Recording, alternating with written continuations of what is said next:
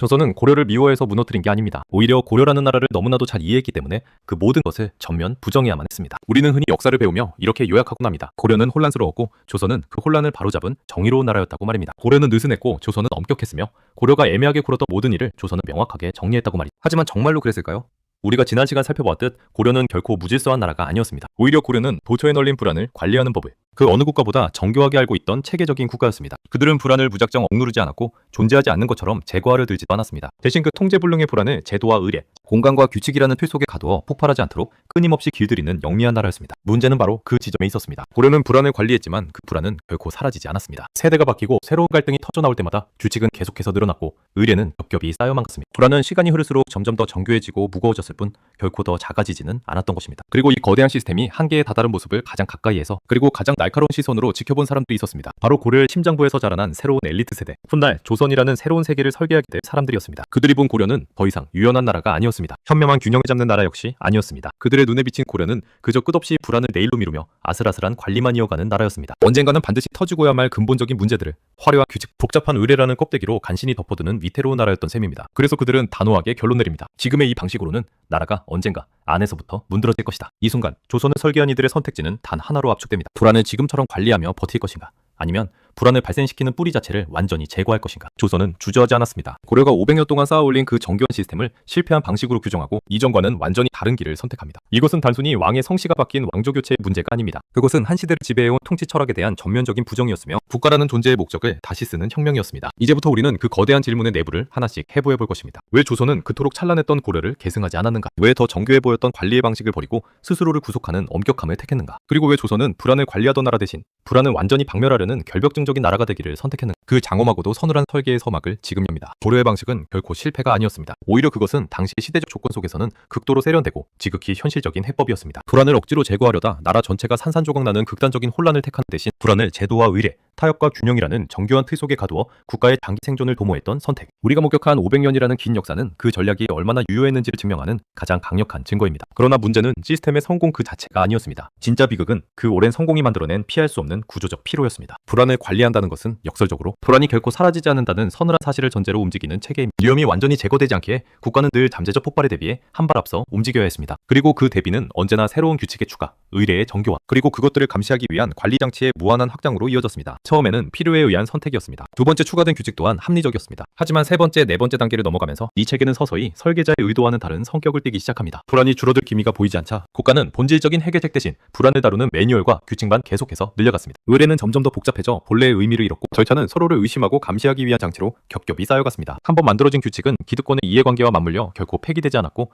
그 낡은 토대 위에 또 다른 임시방편의 규칙들이 덧붙여졌습니다. 이 순간부터 고려의 시스템은 더 이상 불안을 관리하는 장치가 아니었습니다. 그것은 어느덧 불안을 유지해야만 스스로 작동하는 장치로 변질되기 시작했습니다. 시스템을 유지하기 위한 관리 비용은 기하급수적으로 폭증했습니다. 거대해진 제도를 굴리기 위한 엄청난 인력과 시간, 에너지는 국가 전체의 창의성과 숭통을 서서히 조여왔습니다. 정치는 점점 더 미래를 설계하는 공간이 아니라 어떻게 하면 미래를 더 세련되게 늦추고 미룰 것인가를 겨루는 기술자들의 장이 되어갔습니다. 중요한 것은 이 과정이 한순간의 화려한 붕괴가 아니라 아주 천천히 진행된 만성적인 질환이었다는 점입니다. 고려는 망해가고 있다는 요란한 신호를 대외적으로 크게 보내지 않았습니다. 대신 늘 겪어왔던 비슷한 문제들을 조금씩 다른 수식어와 의례로 포장하며 하루하루 연명하고 있었습니다. 바로 이 지점에서 국가의 미래를 고민하던 새로운 세대의 시선이 결정적으로 달라지기 시작합니다. 그들에게 고려는 더 이상 유연하고 세련된 나라가 아니었습니다. 무너지는 천장을 간신히 떠받치고 있는 낡은 기둥들처럼 균형을 잡는 나라가 아니라 그 균형을 유지하느라 모든 에너지를 소진해버리는 지친 나라로 보였습니다. 불안을 견디는 인내심은 세계 최고였지만 그 불안을 끝내고 전혀 다른 세상을 꿈꾸는 상상력은 시스템의 무게에 짓눌려 사라지고 있었습니다. 고려라는 거대한 기계는 멈추지 않았지만 그 안에서 살아가는 사람들은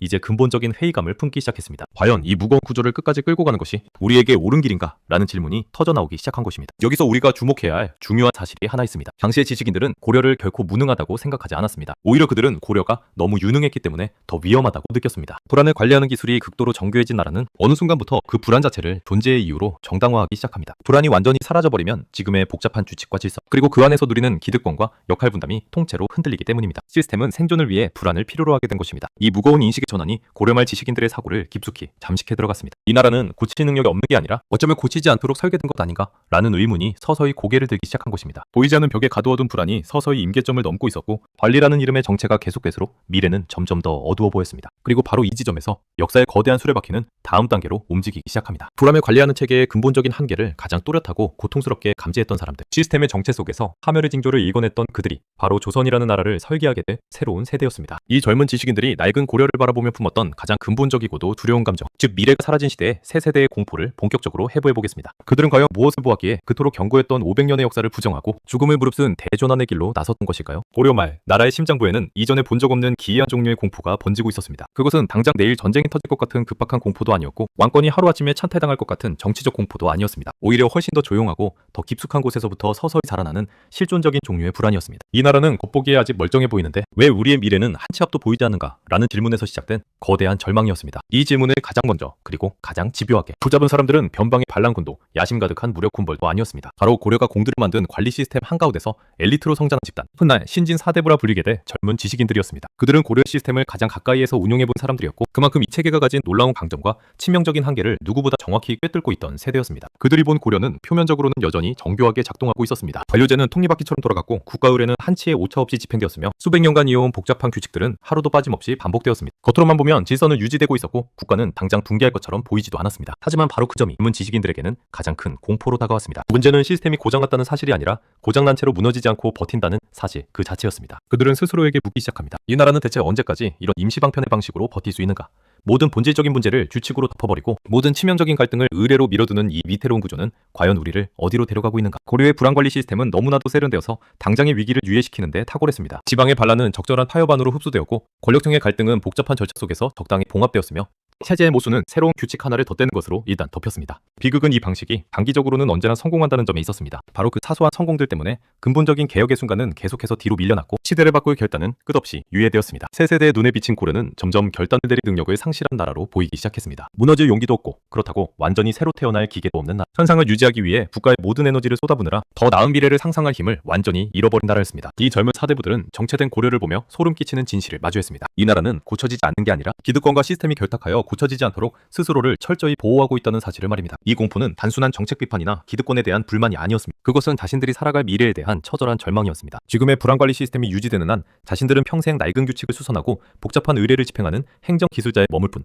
새로운 세상을 설계하는 주체가 될 수 없다는 뼈아픈 자각이었습니다. 고려의 시스템은 그들에게 안정적인 관직과 품격 있는 삶을 약속했지만 동시에 역사의 주인공이 될 가능성을 시스템이라는 이름으로 철저히 차단하고 있었습니다. 그래서 이들의 생각은 점점 더 급진적이고 근본적인 질문으로 나아갑니다. 단순히 규칙 몇 개를 더 고친다고 해결될 문제가 아니라면, 의례의 절차를 조금 단순화한다고 이 거대한 침체를 벗어날 수 없다면, 결국 불안을 관리하겠다는 발상 자체가 근본적인 결함이라면 여기서 거대한 인식의 전환이 일어납니다. 불안을 다독이며 공존하는 방식이 문제라면 이제는 관리의 정교함을 더할 것이 아니라 불안이 발생하는 토양 자체를 갈아엎어야 한다는 결론입니다. 고려를 500년 동안 버티게 했던 유연한 경계, 중간지대의 허용, 상황에 따른 타협이라는 가치들이 이제는 나라를 서서히 죽게 만드는 도구로 보이기 시작한 것입니다. 이 지점에서 고려와 조선의 운명은 결정적으로 갈라집니다. 고려는 불안을 생존의 조건으로 받아들이고 그 위에서 성을 쌓은 나라였습니다. 하지만 새로운 세대는 불안을 전제로 한 나라에서는 결코 새로운 문명이 태어날 수 없다고 판단했습니다. 그들에게 절실했던 것은 더 세련된 관리 기술이 아니라 불안을 단 1%도 허용하지 않는 전혀 다른 종류의 국가, 즉 완전 무결한 질서였습니다. 이것이 바로 조선을 만든 설계자들의 비장한 출발점이었습니다. 그들은 고려를 미워해서 떠난 것이 아니었습니다. 고려의 한계를 너무나 명확하게 목격했기에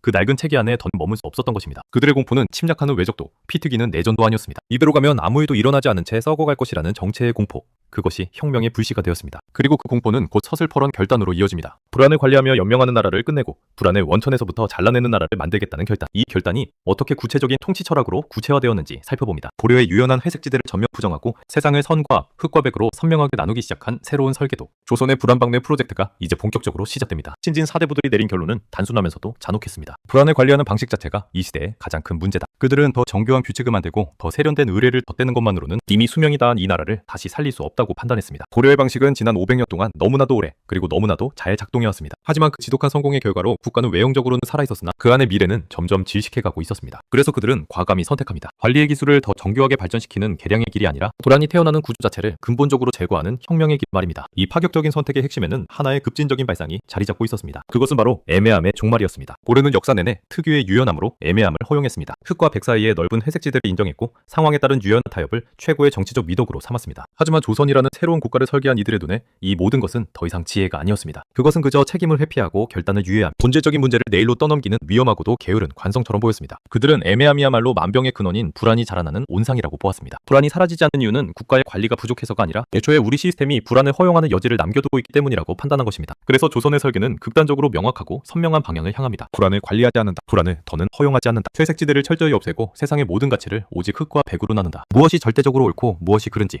누가 사회의 중심이고 누가 주변인지, 어디까지가 허용된 자유이고 어디부터가 금지된 탈선인지, 이제 더 이상 상황에 따른 유연한 판단이나 적당한 뒤거리는 허락되지 않습니다. 국가를 지탱하는 기준은 단 하나, 타협할 수 없는 절대적 원칙이어야 했습니다. 이 서슬퍼런 절대적 원칙으로 선택된 것이 바로 성리학이었습니다. 성리학은 단순한 상하탑 속의 학문이나 흔한 윤리교과서가 아니었습니다. 그것은 조선이라는 신생국가가 선택한 가장 강력한 통치 매뉴얼이자 불안을 원천에서부터 차단하기 위한 정교한 절삭도구였습니다. 고려가 제도와 의례를 통해 불안을 달래고 길들였다면 조선은 도덕과 규범이라는 자로 불안의 싹을 사전에 재단하려 했습니다. 사람의 생각부터 겉으로 드러나는 행동까지, 심지어 마음속 깊이 숨겨진 은밀한 동기와 욕망까지 명확한 도덕적 잣대 위에 올려놓고 끊임없이 평가하고 검열하는 체계. 여기서 애매한 의도나 중간지대의 선택 혹은 책임 회피적인 태도는 더 이상 설 자리가 없었습니다. 이 순간부터 국가의 통치 방식은 그 뿌리부터 근본적으로 바뀝니다. 고려시대의 정치에서 가장 중요한 덕목은 언제나 균형이었습니다. 서로 다른 힘을 가진 세력들 사이에서 어느 한쪽이 너무 강해지거나 무너지지 않도록 세밀하게 조정하는 기술이 국가 운영의 핵심이었습니다. 반면 조선의 정치에서 가장 중요한 것은 선긋기였습니다. 어디까지가 성현의 가르침에 부합하는 정의이고 어디부터가 국가를 위협하는 사악한 불안인지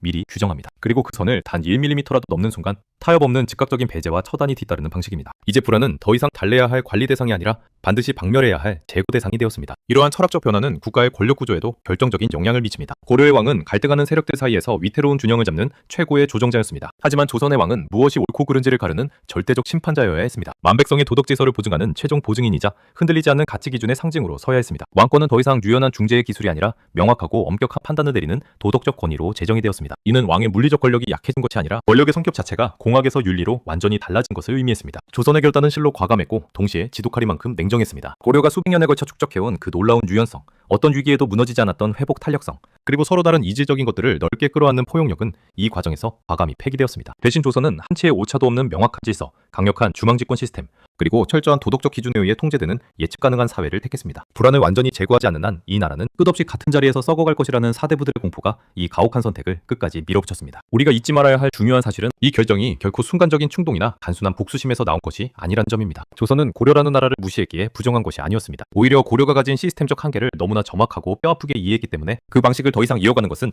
민족의 자살행위라고 판단한 것입니다. 불안을 관리하며 하루하루 버텨온 나라의 다음 진화 단계는 불안을 애초에 허용하지 않는 강철 같은 나라가 되어야 한다는 냉혹한 논리적 결론이었습니다. 이제 우리는 이 시리즈의 가장 핵심적인 질문에 도달합니다. 이 모든 것을 건 과감한 선택은 과연 옳았을까요? 불안을 제거함으로써 조선은 무엇을 얻었고 반대로 무엇을 잃었을까요? 이 질문에 대해 역사라는 거울을 비추어 정면으로 답해보고자 합니다. 조선이 그토록 원했던 완벽한 안정과 명확한 질서, 그리고 그 엄청난 대가로 지불해야 했던 고려식 유연성의 상실, 불안을 없앤 나라가 맞이하게 된 이전과는 전혀 다른 차원의 새로운 불안의 정체를 이제 하나씩 해부해보겠습니다. 조선의 선택은 분명했습니다. 불안을 끝없이 관리하며 공존하는 나라 대신 불안을 원천적으로 허용하지 않는 나라가 되겠다는 결단. 그 결단은 단순히 통치 철학의 변화가 아니라 국가라는 거대한 유기체의 성격 자체를 뿌리부터 바꾸는 대대적인 방향전환이었습니다. 그렇다면 이제 우리는 역사의 결과물 앞에서 냉정하게 물어야 합니다. 이 과감하고도 서늘한 선택은 우리에게 무엇을 가져다 주었고 동시에 무엇을 영영 앗아갔을까요? 먼저 조선이 이 전환을 통해 얻은 성과부터 살펴보겠습니다. 조선은 고려가 500년 내내 갈망했으나 끝내 완벽히 이루지 못했던 강력한 중앙집권이라는 엔진을 손에 넣었습니다. 더 이상 지역 세력과의 구차한 타협이나 애매한 중간지대의 양보는 존재하지 않았습니다. 무엇이 옳고 그른지에 대한 기준은 성리학이라는 단 하나의 잣대로 통일되었고 왕부터 관료, 저작거리의 백성에 이르기까지 모든 구성원은 그 선명한 기준 아래에서 자신의 위치와 의무를 명확히 규정받았습니다. 이 지독할 정도의 명확함은 국가 운영의 효율성을 이전과는 비교할 수 없을 만큼 비약적으로 끌어올렸습니다. 정책은 더 빠르게 집행되었고 중앙의 명령체계는 단순하고 강력해졌으며 사회 전체는 이전보다 훨씬 예측 가능한 질서를 갖추게 되었습니다. 불안의 제거는 곧 대중적인 안정감으로 이어졌습니다. 고려시대처럼 언제 어디서 터질지 모르는 회색지대의 긴장 대신 조선은 이 길만 따르면 안전하다는 분명하고도 친절한 도덕적 안내서를 모든 국민에게 제공했습니다. 무엇을 하면 엄벌을 받고 무엇을 따르면 국가의 보호를 받는지 그 경계가 유리알처럼 맑았기에 사회는 표면적으로 매우 차분하고 안정된 질서를 유지할 수 있었습니다. 조선이 그토록 긴 세월 동안 큰 내부 붕괴 없이 왕조를 지탱할 수 있었던 근본적인 힘은 바로 이 단단하고도 정교한 주범 질서에서 흘러나온 것이었습니다. 하지만 세상에 공짜 점심은 없듯 이 명확함은 결코 저렴한 대가로 얻어진 것이 아니었습니다. 조선이 얻은 견고한 안정이 지불해야 했던 가장 큰 기회비용은 바로 고려가 오랜 시간 축적해온 유연성의 상실이었습니다. 고려는 서로 다른 가치관과 복잡한 이해관계가 격렬하게 충돌할 때 어느 한쪽을 완전히 도려내기보다 일단은 그 모순을 품고 공존시키는 쪽을 택했습니다. 그 덕분에 내부는 늘 시끄럽고 모순투성이었지만 예상치 못한 거대한 위기가 닥쳤을 때는 뜻밖의 회복 탄력성을 보여주며 끈질기게 살아남았습니다. 반면 조선의 질서는 한 번 그어진 선을 넘는 순간 어떠한 유연한 타협도 허용하지 않았습니다. 명확함은 그 자체로 강력한 무기였지만 동시에 매우 취약한 약점이기도 했습니다. 기준이 조금이라도 흔들리거나 정답이 틀렸음이 드러나는 순간 시스템 전체가 도미노처럼 함께 흔들릴 수밖에 없는 구조적 한계를 안고 있었기 때문입니다. 또한 조선은 다양성이 주는 역동적인 생명력을 잃었습니다. 고려 사회는 결코 완벽하지 않았지만 서로 다른 삶의 방식과 이제적인 가치들이 일정 부분 숨쉴 수 있는 회색의 공간을 남겨두었습니다. 그러나 조선은 이 모호한 공간들을 불안의 씨앗으로 규정하고 과감히 도려냈습니다. 그 결과 사회는 극도로 정돈되었지만 동시에 무색무취하게 단조로워졌습니다. 규범에 정확히 들어맞지 않는 새로운 생각과 파격적인 행동은 이제 다름이 아니라 국가적 위험으로 간주되었습니다. 사회는 창의적인 변주보다 정답을 완벽하게 맞히는 능력을 가장 높은 미덕으로 숭상하게 되었습니다. 우리가 잊지 말아야 할 진실은 불안을 제거한다는 행위가 곧 갈등을 제거하는 일이기도 하지만 동시에 그 갈등이 잉태할 수 있었던 수많은 가능성을 제거하는 일이기도 하다는 점입니다. 조선은 분명 안정된 국가를 설계하는데 성공했습니다. 하지만 그 안정은 끊임없이 스스로를 점검하고 타인을 의심해야만 유지되는 지독히도 불안한 안정이었습니다. 도덕적 완결성을 증명하기 위해 사회는 점점 더 결벽증적으로 엄격해졌고 사람들은 서로가 기준에 맞는지 끊임없이 감시하며 자신의 정당성을 입증해야 했습니다. 불안을 없애기 위해 선택한 그 박멸의 방식이 결국 검열과 상호감시라는 또 다른 형태의 거대한 불안을 낙후한 것입니다. 여기서 중요한 점은 이 장대한 선택의 역사를 단순히 성공이나 실패라는 단편적인 잣대로 재단할 수 없다는 사실입니다. 고려의 방식은 너무 오래 버티며 낡아버렸고 조선의 방식은 너무 단단하게 굳어버렸습니다. 고려는 유연했지만 결단이 느렸고 조선은 빠르고 명확했지만 경직되었습니다. 어느 한쪽이 절대적으로 옳았다고 손을 들어주는 순간 우리는 역사가 주는 입체적인 교훈을 단순한 도덕교과서 수준으로 격화시키게 됩니다. 역사는 그렇게 단선적이지 않습니다. 고려라는 낡은 외투가 없었다면 조선이라는 새 옷은 기획조차 될 수 없었으며 조선의 엄격함이 없었다면 고려가 가졌던 방임적 유연성의 한계는 끝내 세상에 드러나지 않았을 것입니다. 두 나라는 서로를 격렬히 부정하면서도 동시에 서로의 선택이 낳은 필연적인 결과물이었습니다. 불안을 관리하려 했던 나라와 그 불안을 뿌리채 뽑으려 했던 나라. 그 선택의 갈림길은 각 시대가 마주했던 절박한 요구와 사람들이 품었던 깊은 공포가 만들어낸 역사의 숙명이었습니다. 이제 남은 질문은 박물관 속의 과거가 아니라 지금 여기를 살아가는 우리를 향합니다. 우리는 과연 어느 쪽의 후손입니까? 불안을 삶의 일부로 인정하고 유연하게 관리하려는 사회입니까? 아니면 작은 불안조차 견디지 못하고 매번 완벽한 박멸을 꿈꾸는 사회입니까? 그리고 우리는 우리가 내린 그 선택의 막대한 대가를 감당할 준비가 되어 있습니까? 고려와 조선의 선택이 단지 먼 과거에 박제된 이야기가 아니라 지금 우리가 살아가는 사회의 이면에도 여전히 반복되고 있는 현재 진행형의 문제임을 드러내며 이 긴 여정을 매듭지어 보겠습니다. 결국 우리는 하나의 결론에 도달합니다. 국가는 결코 불안을 완전히 없앨 수 없습니다. 다만 그 불안을 어떤 방식으로 다룰지를 선택할 뿐입니다. 고려는 불안을 삶의 일부로 기꺼이 인정한 나라였습니다. 완벽하지 않은 인간 그리고 수많은 모순을 안고 살아가는 사회를 기본 전제로 삼고 그 불안을 제도와 관습, 관용과 타협 속에 담아 관리하며 공존하는 길을 택했습니다. 그 선택은 비록 느렸지만 500년이라는 시간을 버텨냈고 때론 아슬아슬하게 불안했지만 쉽게 무너지지 않는 회복 탄력성을 보여주었습니다. 반면 조선은 정반대의 선택을 내립니다. 그들은 불안을 인정하고 방치하는 순간 국가라는 체계가 끝없이 흔들릴 것이라 판단했습니다. 그래서 조선은 불안을 관리하지 않기로 합니다. 대신 애초에 불안을 만들어낼 가능성 그 자체를 원천적으로 제거하는 강철 같은 나라가 되기로 결단합니다. 명확한 기준, 절대적인 도덕, 그리고 타협 없는 성급기. 그 선택은 빠르고 강력했으나 동시에 지독하리만큼 경직되고 날카로운 칼날이 되었습니다. 이 두 가지 선택 중 어느 쪽이 절대적으로 옳았다고 단정할 수는 없습니다. 고려의 유연함은 결국 사회적 정체로 이어졌고 조선의 명확함은 또 다른 형태의 억압과 보이지 않는 불안을 낳았기 때문입니다. 역사는 언제나 이렇게 하나의 불안을 지우면 그 자리에 반드시 다른 종류의 불안이 태어나는 메비우스의 띠와 같은 과정이었습니다. 그리고 여기서 우리는 가장 중요한 사실 하나를 마주해야 합니다. 이 거대한 통치 철학에 대전하는 왕과 관료의 담론 혹은 제도와 사상의 변화에서만 멈추지 않았습니다. 그 칼날이 가장 먼저 향한 곳은 바로 사람의 구체적인 삶이었습니다. 특히 여성의 삶이었습니다. 고려에서는 너무도 자연스럽고 당연했던 것들이 조선에 들어오자 갑자기 국가적 문제가 되기 시작합니다. 재혼은 입에 담지 못할 죄가 되고 여성의 상속권은 역사의 뒤안길로 사라지며 홀로 된 과부의 새로운 출발은 가문을 망치는 비난의 대상이 됩니다. 이상하지 않습니까? 단지 나라의 이름이 바뀌었다고 해서 사람의 삶이 이토록 급격하고 가혹하게 달라져야 했을까요? 왜 고려에서는 여성이 다시 결혼해도 아무런 문제가 없었으며 부모의 재산을 당당히 물려받아도 이상하지 않았을까요? 그리고 조선은 왜 이 모든 인간적인 선택들을 반드시 박멸해야 할 불안 요소로 규정했을까요? 다음 편에서는 오직 문화의 격렬한 충돌, 그리고 그 충돌이 사람의 몸과 인생에 남긴 깊은 흉터를 정면으로 다룹니다. 고려의 여성과는 왜 조선과 그토록 달랐을까? 이것은 과거에 대한 미화도 단순한 가치평가도 아닙니다. 우리가 너무나 오래도록 당연하다고 믿어온 지금의 정상이 과연 어디서부터 어떤 의도로 설계되었는지를 추적하는 거대한 여정입니다. 고려와 조선 두 나라가 선택한 불안의 처리 방식은 결국 사람을 어떻게 살게 만들었는가로 비교됩니다. 그 가장 불편하면서도 흥미로운 지점을 다음 편에서 파헤쳐 보겠습니다. 오늘 이야기에서 새로운 시각을 얻으셨다면 구독과 좋아요로 다음 이야기를 이어갈 힘을 보태주세요. 여러분의 선택이 이 다음 장을 여는 가장 확실한 동력이 됩니다. 고려와 조선이 사람의 삶을 어떻게 갈라놓았는지 더 깊고 날카로운 통찰로 돌아오겠습니다.